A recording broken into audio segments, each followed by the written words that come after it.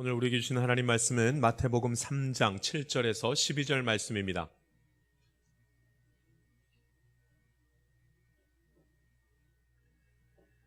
제가 봉독하겠습니다. 하나님 말씀입니다. 유한이 많은 바리새인들과 사두개인들이 세례 베푸는 데로 오는 것을 보고 이르되, 독사의 자식들아, 누가 너희를 가르쳐 임박한 진노를 피하라 하더냐. 그러므로 회개에 합당한 열매를 맺고 속으로 아브라함이 우리 조상이라고 생각하지 말라. 내가 너희에게 이르노니 하나님이 능히 이 돌들로도 아브라함의 자손이 되게 하시리라. 이미 도끼가 나무 뿌리에 놓였으니 좋은 열매를 맺지 아니하는 나무마다 찍혀 불에 던져지리라.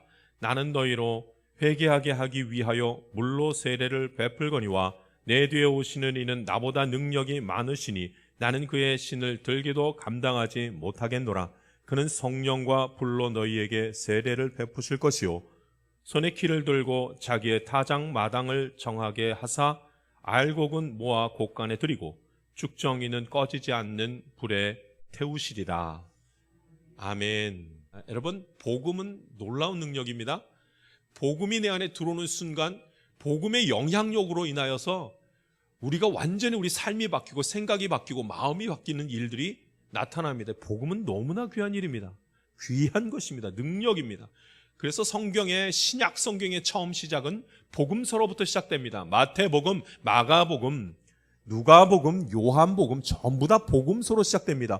복음이 능력이기 때문에 그렇고 그 복음을 예수 그리스도라 이렇게 말합니다. 그런데 여러분, 이 모든 복음의 시작이 복음의 능력이 나타나고 복음의 영향력이 내 삶 속에서 막 펼쳐지게 되는 그 시작점이 어디서부터냐면 회개입니다. 그러니까 복음을 받은 사람, 복음을 가슴에 품고 희망이 생긴 사람들은 그 전에 무엇을 한 거냐면 회개하는 일이 있었기 때문에 그 일이 있었다 이 말입니다. 복음을 받기 원하는 사람은 반드시 회개의 과정이 꼭 그 안에 들어가 있습니다. 사망의 그늘에서 벗어나기를 원하는 자, 너무 고통스러워서 이 고통의 답답함 속에서 벗어나고자 하는 자, 복음을 붙들기를 원하는 자, 이 모든 사람들에게는 한 가지 신앙에서 한 가지 과정이 필요합니다. 회개의 과정이 꼭 필요합니다. 오늘 저와 여러분이 하나님 앞에 회개하는 놀라운 일들이 나타나기를 바랍니다. 나는 복음으로 살아가기를 원하나 아직도 여전히 방황하고 세상에 지쳐있게 되는 이유가 무엇인가? 회개의 말씀에 불순종하고 회개라는 말을 거부하기 때문에 나타나는 일들입니다. 나에게 회개가 시작되면, 하나님 앞에 회개하는 일들이 시작되면 복음이 열려지기 시작하고 복음의 역사가 내 속에서 드러나기 시작합니다. 하나님의 돌보심과 하나님의 인도하심은 어디에서부터 시작되냐면 나의 회개에서부터 시작됩니다. 회개는 하늘 문을 여는 힘이기 때문에 그렇습니다. 그래서 예수님이 이 땅에 오신 다음에 사역을 시작하실 때 첫 번째로 하신 말씀, 회개하라, 이 말씀부터 합니다. 그래서 요한이 예수님이 오기 전에 예수님을 소개하는데 그 예수님을 소개할 때 어떻게 하는가? 회개를 말하고 있습니다. 그래서 세례 요한이 죄를 자복하고 회개하고 그 다음에 세례를 받으라 이 말씀을 합니다. 마태복음 3장 거의 시작입니다. 시작부터 복음에 대한 시작이 어디서부터 나타나는가? 회개에서부터 나타나더라 이 말입니다.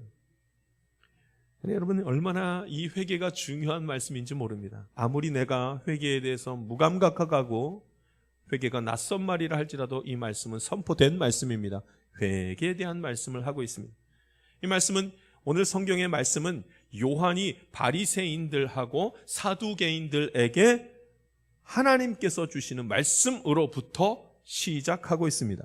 세례 요한이 많은 사람들을 쫙 불러 모은 다음에 회개하라, 천국이 가까이 왔느니라 이렇게 선포를 합니다. 이 말씀을 듣고 세례 요한에게 세례를 받기 위해서 자기의 죄를 자복하고 회개하고 세례를 받기 위해서 수많은 사람들이 몰려들었습니다. 그런데 바로 그때 회개하고 세례를 받으려고 세례 요한에게 온 것이 아니라 그거 구경하러 온 사람이 있었습니다. 그들이 누군가?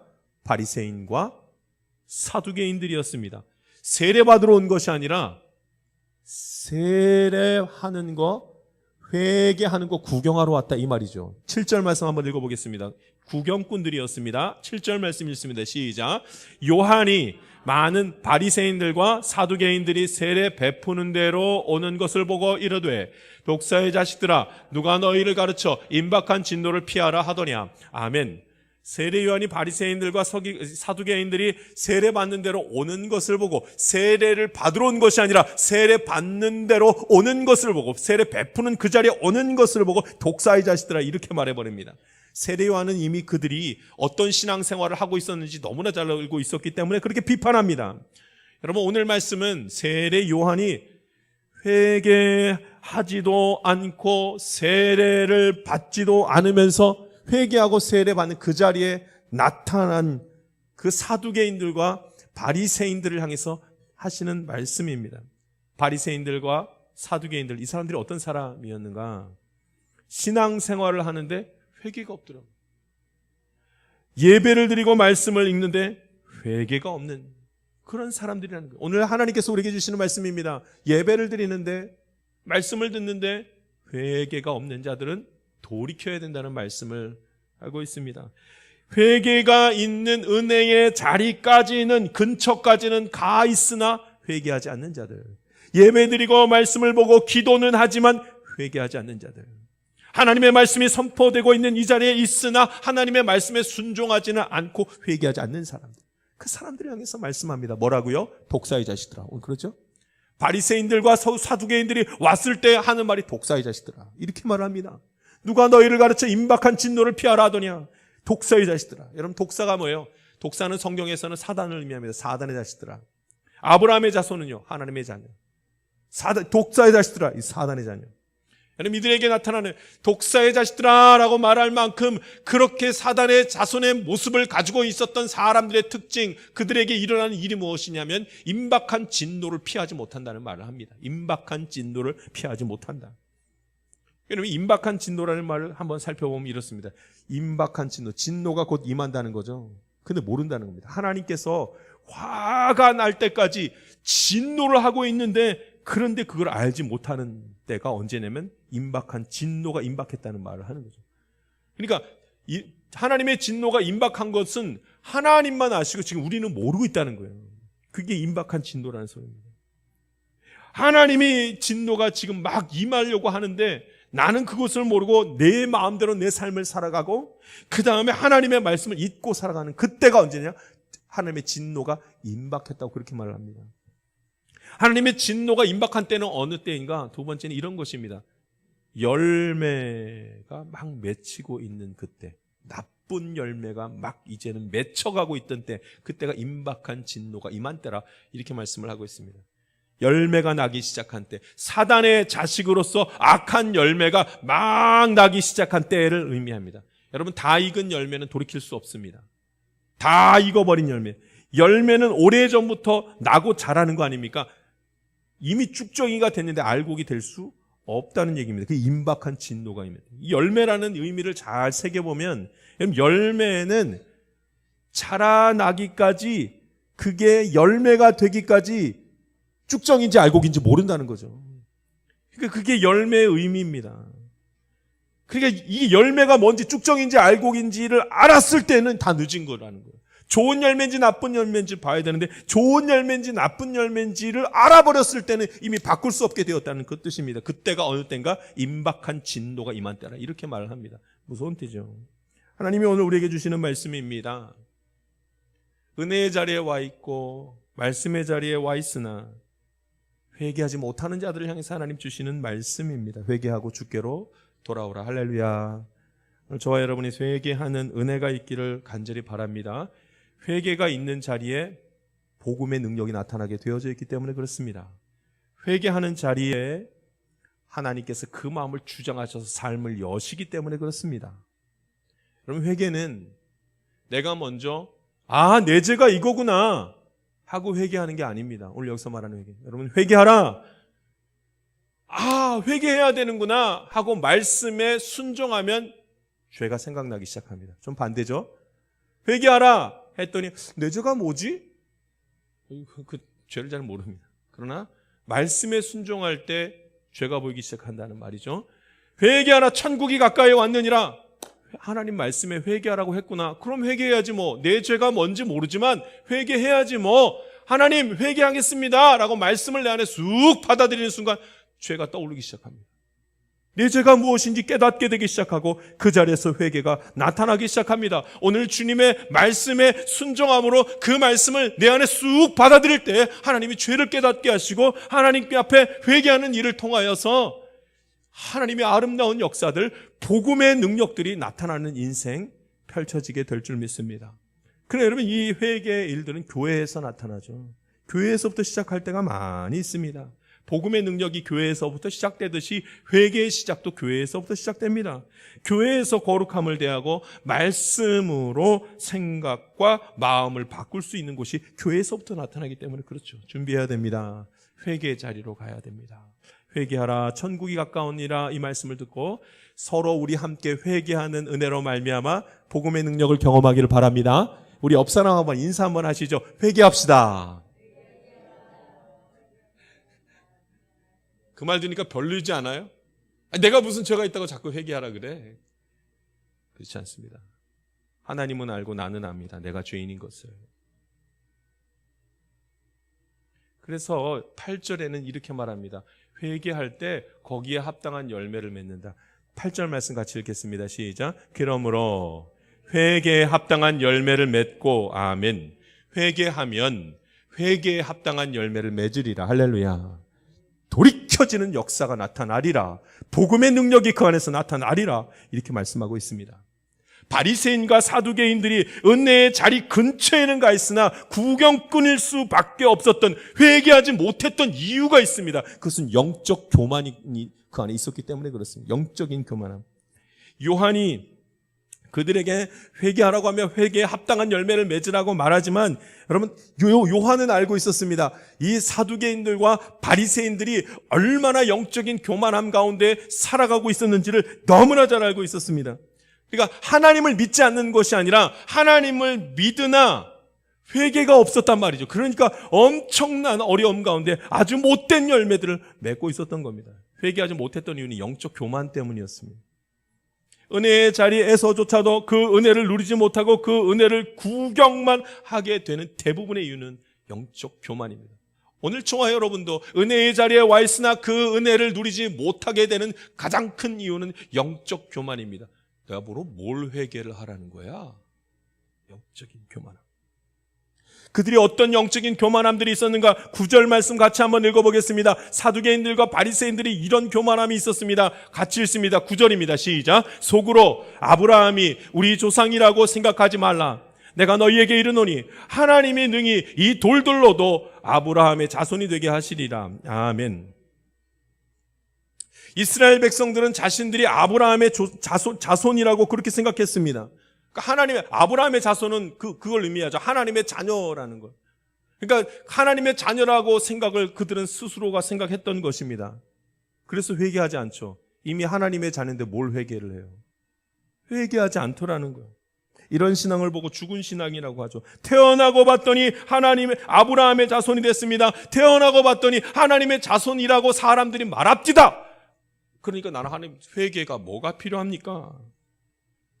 여러분, 그들은 스스로가 하나님의 자녀라고 그냥 이미 인정해버리고 만 거예요. 그러니까 회개하지 않죠. 영적인 교만함에 빠졌어요. 태어났더니 아브라함의 자손이라는 말은 자신이 금수저라는 뜻입니다. 그런 금수저. 회개는 싫지만 은혜는 좋다는 금수저들. 우리가 가장 싫어하는 말이 금수저 아닙니까? 금수저. 노력하지도 않고 누리는 자들, 아주 교만한 자들. 그래서 우리가 세습하는 걸 되게 싫어하잖아요. 태어났더니 부잣집 집안에서 태어났어요. 태어났더니 의사 집안에서 태어났고, 태어났더니 봤더니 스타 출신의 아주 운동선수 집안에 태어나가지고 그냥 뭐가 해도 잘 되고, 태어났더니 부모님이 유명 연예인이라서 가만히 있어도 사람들이 나를 다 주목하고, 요즘 그 어떤 힘을 가지고 있어도 이 금수저를 이길 수 없다고 말하지 않습니까? 근데 사람들이 이 금수를 싫어합니다. 왜냐하면 그들은 성공은 했는데 노력을 안 해가지고 교만한 자들이기 때문에. 그거 싫어합니다. 금수저들은 교만할 수밖에 없습니다. 과정이 없기 때문에. 성공에 합당한 노력을 하지 않아서 그걸 잘 모릅니다. 교만하죠. 신앙생활은 우리가 함께 신앙생활 할 때 과정이 필요합니다. 하나님의 자녀라면 반드시 이 과정을 거쳐야만 합니다. 회개의 과정입니다. 회개의 과정. 이스라엘 백성은 스스로가 금수저라고 생각한 거예요. 가만히 있어도 믿음이 생기고 가만히 있어도 구원을 받으리라 이렇게 생각을 했습니다. 얼마나 교만합니까? 이제 하나님은 이 교만한 사람 바리새인과 서기관 같은 이 바리새인과 사두개인들과 같은 이들에게 이렇게 말을 합니다. 독사의 자식들아 이렇게 말하면서 하나님이 능히 이 돌들로도 아브라함의 자손이 되게 하리라. 참. 너희가 대단해서 아브라함의 자손이 된 줄로 아느냐? 아니라 하나님이 하신 일이라. 이렇게 말씀을 하고 있습니다. 하나님은 돌들로도 하나님의 자녀가 되게 하실 수 있는 자라 이렇게 말합니다. 이게 무슨 뜻이에요? 하나님이 인정해야 하나님의 자녀가 된다 이 말 아닙니까? 내가 아브라함의 자손이 되었다라는 것으로 좋아하지 말라는 말입니다. 그게 중요한 것이 아니라 하나님께서 인정하셔야지만 하나님의 자녀라 말합니다. 내가 20년 동안 30년 동안 하나님의 자녀로 예배드리면서 살았습니다. 이게 중요한 게 아니라는 겁니다. 하나님이 나를 인정해 주셔야 내가 하나님의 자녀죠. 하나님이 나를 그렇게 생각하지 않는데 내가 어떻게 하나님의 자녀라고 말할 수가 있겠습니까? 그런데 하나님이 어떤 사람을 인정하시는가? 회개하는 자를 하나님의 자녀라 인정하신다 말씀하셨습니다. 할렐루야. 아브라함의 자손이 아니라 회개하는 자를 하나님의 자녀라 말하고 회개하지 않는 자를 향해서 독사의 자식들아 이렇게 말씀하고 있는 것입니다. 여러분 회개는 할 수도 있고 하지 않아도 되는 그런 것이 아닙니다. 하나님 앞에 누구나 해야 하는 진실한 신앙 고백과 진실한 신앙 생활이 바로 회개인 것입니다.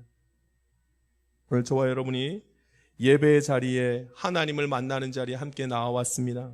이 자리는 회개의 역사가 나타나며 복음의 능력이 나타나는 자리입니다. 저와 여러분이 함께 회개하면서 주의 인도하심을 바라볼 수 있기를 간절히 바랍니다. 이 뻔뻔한 바리새인들과 사두개인들이 그렇게 회개를 하지 못했던 이유는 무엇인가? 이미 못된 열매들이 너무 많이 맺혀 있었기 때문입니다. 열매 때문입니다. 아주 못된 열매. 어쩔 수 없이 이제는 돌이킬 수 없을 만큼의 못된 열매들이 너무 많이 났으니까 회개할 생각을 하지 못합니다. 이미 그 못된 열매들이 나의 인생을 다 덮어버려가지고 어떻게 돌이킬 수가 없어서 회개할 방법을 찾지를 못합니다. 마음이 딱딱해져가지고 회개하라 했더니 그게 뭔데? 너무나 오랫동안 못된 열매들이 맺혀 있어서 그랬단 말이죠. 10절 말씀을 한번 보겠습니다. 열매에 대한 말씀이 나오고 있습니다. 우리 10절 말씀 읽겠습니다. 읽습니다. 시작. 나무마다 찍혀 불에 던져지리라. 아멘. 그러니까 여러분 하나님이 이제 심판하실 텐데 무엇 때문이냐면 좋은 열매를 맺지 아니한 나무마다 찍혀 불에 던지시리라 이렇게 말씀하고 있거든요. 이 열매 때문에 나의 삶 속에서 이제 그 열매들이 나의 열매들이 거의 익어가고 있습니다. 돌이킬 수 없는 열매들이 지금 익어가고 있습니다. 그러고 나서 이미 도끼가 나무 뿌리에 놓여 있다고 말씀하고 있습니다. 심판의 때가 이르렀다는 거죠. 여러분 나무 뿌리라는 것은 나의 인생을 얘기합니다. 인생의 그 뿌리를 치려고 이제 준비해 심판하시기 직전이라는 말씀을 오늘 하고 있습니다. 이렇게 된 것이 다 무엇 때문인가? 여러분 열매입니다. 아주 못된 열매가 내 안에서 너무 많이 자라나가지고 이제 모릅니다. 이제 그걸 모릅니다. 여러분 그런데 사실은 심판의 때가 가까웠다는 것은 못된 열매들이 막 났다는 것은 우리에게 또 다른 기회이기도 합니다.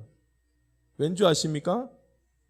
열매가 보이기 시작한 것은 내가 어떤 인생을 살았는지 나 스스로도 알 수 있을 때입니다. 아, 알곡 같은 인생이구나. 아, 쭉정이 같은 인생이구나. 이제 열매가 맺히기 시작하면 자기도 알 수 있습니다. 그러니 이것은 기회죠. 알게 된 때는 늦은 때가 아니라 돌이켜야 할 때라고 하나님 말씀하시기 때문입니다. 세상에서 맺는 열매는 열매가 맺히면 그 열매를 바꿀 수가 없습니다. 좋은 열매가 나쁜 열매 될 수 없고 나쁜 열매가 좋은 열매가 될 수 없습니다. 그러나 하나님은 아닙니다. 하나님은 바꾸실 수 있습니다. 왜냐하면 돌들로도 아브라함의 자손이 되게 하실 수 있는 분이 하나님이시기 때문에 그렇습니다. 그래서 회개하면 그 무엇도 하나님이 다 바꿔버리십니다. 할렐루야. 여러분 도끼가 이미 그 뿌리에 놓여 있다는 말씀은 도끼가 뿌리를 찍었다는 소리예요? 찍기 전이라는 소리예요? 자 10절 말씀 한번 읽어보겠습니다. 다시 한번 보죠. 10절 읽습니다. 시작. 이미 도끼가 나무 뿌리에 놓였으니 좋은 열매를 맺지 아니하는 나무마다 찍혀 불에 던져지리라. 아멘. 그럼 보십시오. 이미 도끼가 나무 뿌리에 놓였으니, 찍었다는 거예요? 놓여 있다는 거예요? 아직 찍히지 않았다는 소리잖아요. 아직 찍히지 아니하였으니 회개하면 하나님께서 다 바꾸시리라. 그래서 여러분, 열매가 맺혔을 때, 그것도 여러분 아주 안 좋은 열매들이 막 내 눈에 보이기 시작할 때는, 내 눈에서조차도 그것이 보이기 시작할 때는 회개해야 될 때입니다. 아, 임박한 진노가 있구나. 회개해야 될 때입니다. 회개해야 될 일들입니다. 이 저주 같은 말씀은 저주의 말씀이 아닙니다. 앞으로 벌어질 일이기는 하나 아직 벌어지지 않은 일입니다. 오늘 저와 여러분이 이미 돌이킬 시간이 있다는 것을 기억하고 내 주변에 있는 안 좋은 열매들을 볼 때마다 회개하는 자리로 나아가야 되는 것을 기억할 수 있기를 바랍니다. 나는 어떤 열매를 맺고 있는가? 여러분, 자기 열매가 보이기 시작합니까? 내 삶 속에서 안 좋게 맺혀진 열매들이 보이기 시작합니까? 지금입니다. 지금이 마지막 기회입니다. 회개할 수 있는 마지막 기회입니다. 이제 무엇인가 보이기 시작했다는 것은 열매가 완전히 익지는 않았으나 막 열매가 뭔지가 이제 알 수 있을 그때입니다. 여러분, 그때가 마지막 기회입니다. 회개할 수 있는 마지막 기회. 참 마음 아픈 일이죠. 내 삶 속에서 열매가 맺히는데 아주 못된 열매, 냄새나는 열매들이 맺히기 시작하는 게 내 눈에도 보이면 얼마나 슬픈 일입니까? 그 못된 열매들 때문에 얼마나 슬퍼하고 얼마나 마음 아픈 일들이 많았습니까? 얼마나 고통스러운 일들이 많았습니까? 여러분, 그것을 보고 절망할 때가 아닙니다. 이것이 기회입니다. 빨리 주님께로 돌아가자. 이 열매가 다 맺혀지기 전에, 완전히 익어버리기 전에, 아직은 도끼가 그 뿌리에 놓여있고 찍히진 않았으니 이제 내가 주님께로 나아가리라 고백하면서 모든 못된 열매를 하나님 다 쳐주시고 하나님 은혜의 열매, 성령의 열매, 회개에 합당한 열매를 주님께서 허락하여 주실 줄 믿습니다. 그래서 예수님이 오신 거잖아요. 마지막 때에 이제 하나님 말씀하십니다. 이제 회개에 합당한 열매를 보고 구분하리라 이렇게 말씀을 합니다. 우리 11절 말씀 한번 읽어보겠습니다. 11절 말씀 읽습니다. 시작. 나는 너희로 물로 세례를 베풀거니와 내 뒤에 오신 이는 나보다 능력이 많으시니 나는 그의 신을 들기도 감당하지 못하겠노라. 그는 성령과 불로 너희에게 세례를 베푸실 것이요. 아멘. 그러니까 여러분, 성경에서는 지금 회개에 합당한 열매를 보고 좋은 것은 알곡은 곳간에 들이고 쭉정이는 불에 타버리겠다고 말씀합니다. 이게 늦은 시간이 아니니 이제 회개할 때에 하나님께서 그것을 전부 다 풀어주실 것이고 이 쭉정이로 될 것이 알곡으로 변화될 것이라고 말씀을 하시는데 그걸 어떻게 하시는가? 하나님 그걸 어떻게 하실 수 있는 분인가? 오늘 좀 전에 읽었던 이 말씀이 바로 그것을 말씀합니다. 그러니까 여러분, 회개에는 지금 오늘 성경에 보면 회개가 두 가지 회개가 있는 것을 봅니다. 세례 요한의 세례와 예수님의 세례 두 가지로 나눠집니다. 그러니까 세례 요한의 세례는 회개를 하게 하는 세례입니다. 근데 예수님의 세례는 구원받게 하는 세례입니다. 할렐루야. 예수님도 세례를 베푸시고 세례 요한도 세례를 베풀었으나 요한은 사람들에게 회개해야 됩니다. 그것이 살 길입니다. 라고 방법만 제시했습니다. 그런데 예수님은 거기서부터 끌어내셔서 구원하실 분이 바로 예수님이십니다. 예수님께 세례를 받는 분은 그런 역사가 나타난다고 말합니다. 예수님의 세례를 뭐라고 하냐면 성령과 불의 세례라고 말합니다. 그러니까 예수님이 주시는 세례, 구원받는 세례는 성령 세례입니다. 성령 세례를 다른 말로 무슨 세례라는 거예요? 성령과 불이라고 말합니다. 이 굉장히 중요한 말이에요. 불의 세례. 그럼 불의 세례가 무엇이냐면 내 죄를 하나님이 다 불로 태워버리시리라 말씀하고 있습니다. 하나님이 다 태워버린. 그런데 세례, 이 회개를 할 때, 하나님 앞에 회개를 할 때, 예수님이 세례를 베푸시면 그 가운데서 내 죄를 다 불로 태워버리시겠다고 말씀합니다. 그 가운데 복음의 역사가 나타나죠. 하나님이 나의 죄를 불로 태우셔서 나를 사망의 저주에서 벗어나게 하시나 말합니다. 여러분, 불로 탄 것은 흔적도 남지 않습니다. 그래서 하나님은 내 죄를 기억지도 않겠다고 말씀하십니다. 불로 태워버리셨으니까. 우리 인생의 불행의 근원, 고통의 근원은 죄입니다. 죄의 역사 때문입니다. 이 죄의 역사를 해결할 수 있는 것은 죄의 사함입니다. 회개밖에 그 일은 안 일어납니다. 인간이 감당할 수 없는 죄의 권세에서 벗어날 수 있는 방법은 딱 하나, 회개입니다. 그러나 내가 그냥 회개합니다 해서 회개를 할 수 있는 것이 아니죠. 예수님이 그 피로 말미암아 불로 태워주실 때만 사망의 권세에서 벗어나는 것입니다. 오늘 주님 앞에 회개하는 시간을 저와 여러분이 갖기를 간절히 바랍니다. 여러분, 하나님의 은혜 앞에 서게 되면 두 입장이 꼭 있습니다. 하나는 하나님의 은혜가 내게 임하는 것, 그건 하나님이 하시는 거죠. 인간이 도저히 할 수 없는 것, 하나님의 은혜가 내게로 임하는 것. 그런데 여러분, 인간이 해야 될 일도 있습니다. 하나님이 은혜 주실 테니까 가만히 있어야지, 아닙니다.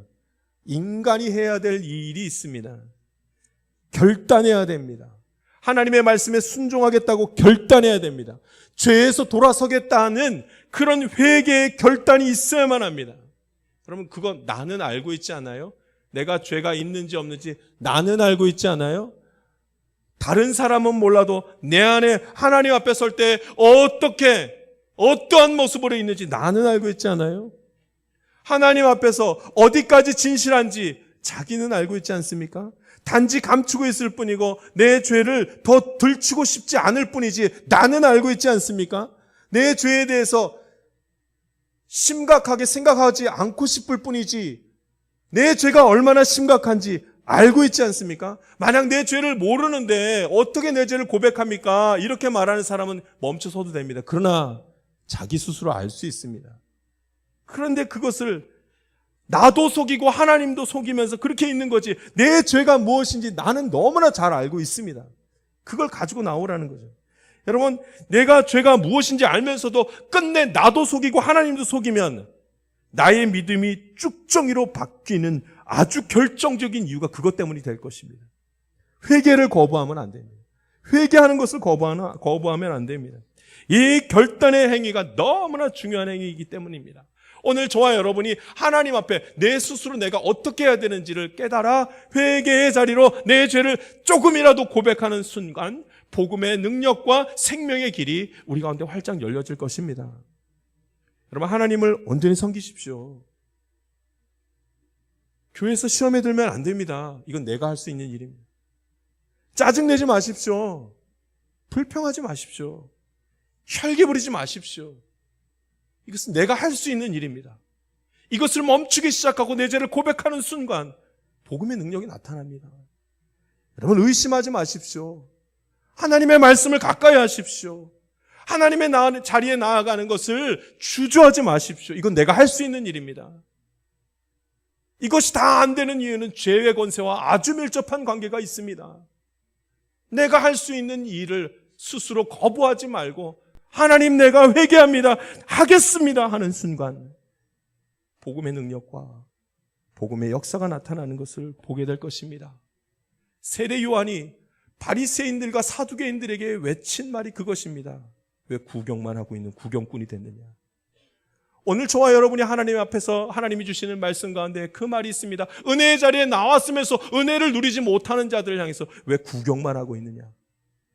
오늘 저와 여러분이 회개하며 주님 앞에 나아갈 때에 작은 것 하나라도 죄에 대한 고백이 있을 때 죄사함의 능력, 복음의 능력, 이 귀한 것들을 반드시 경험할 줄 믿습니다. 회개에 합당한 은혜의 열매를 맺을 줄 믿습니다. 기도하겠습니다. 살아계신 하나님 아버지, 오늘도 말씀 전하게 하시니 감사합니다. 말씀을 통해서 하나님 깨닫게 하시고 영적인 회복이 있게 하시니 감사합니다. 오늘 말씀을 들은 대로 아버지 은혜를 구경하는 자들이 아니라 그 은혜 속으로 들어갈 수 있도록 회개의 놀라운 일들을 우리 한 사람 한 사람에게 은밀히 허락하여 주시옵소서. 베푸신 은혜 감사드리며 예수님의 이름으로 기도하옵나이다. 아멘. 세상 가운데로 나아가는 성도 여러분, 신앙생활을 그렇게 하였어도 여전히 회개라는 말이 낯설다면 그것은 너무도 안타까운 일입니다. 회개 없이 복음을 경험한 사람은 단 한 명도 없기 때문입니다. 그러나 반대로 생각하면 하나님 앞에 진실된 회개만 있다면 그 누구도 복음의 밝은 빛 앞으로 나아가지 못할 자가 없다는 사실입니다. 예수 그리스도, 정말 나의 구원자를 만나며 그분의 도움이 필요하다면 이제는 나의 죄를 고백하고 하나님을 의지하는 시간을 가질 수 있기 바랍니다. 회개, 간단한 것 같지만 수많은 과정을 통해서만 하게 됩니다. 하늘 문을 여는 이 과정이 오늘, 이번 주, 올 한 해가 지나가기 전에 자연스러운 신앙의 고백되기를 소망합니다.